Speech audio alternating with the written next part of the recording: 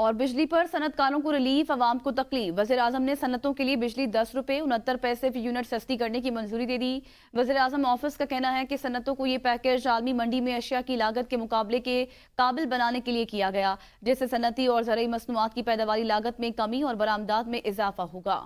Package سے صنعتی ترقی کی رفتار مزید تیز، روزگار میں اضافہ ہوگا۔ صنعتوں کے پہیے کی رفتار تیز اور برآمدات میں اضافے سے ملک کی معیشت کو فائدہ ہوگا۔ دوسری طرف نیپرا نے بجلی کے بنیادی ٹیرف میں 5 روپے 72 پیسے فی یونٹ اضافے کی منظوری دے دی۔ بجلی کا اوسطاً بنیادی ٹیرف 29 روپے 78 پیسے سے بڑھ کر 35 روپے 5 پیسے فی یونٹ ہو جائے گا۔ نیپرا نے فیصلہ حکومت کو بھجوا دیا۔ اضافے کا اطلاق 1 جولائی 2024 سے کرنے کا فیصلہ۔ بجلی کی قیمت میں اضافے کا فیصلہ وفاقی کابینہ نے کرنا ہے۔ اضافہ ایک ساتھ ہوگا یا مرحلہ وار، اس کا فیصلہ بھی کابینہ کرے گی۔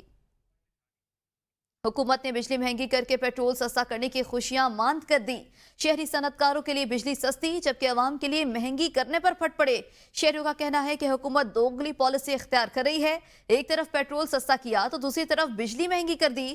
بجٹ کے بعد مہنگائی کا طوفان آیا ہے، غریب جائے تو جائے کہاں؟ پہلے سے مراعات یافتہ طبقے کو مزید ریلیف دیا جا رہا ہے، جبکہ مہنگائی کی چکی میں پسے عوام پر مزید بوجھ ڈالا جا رہا ہے۔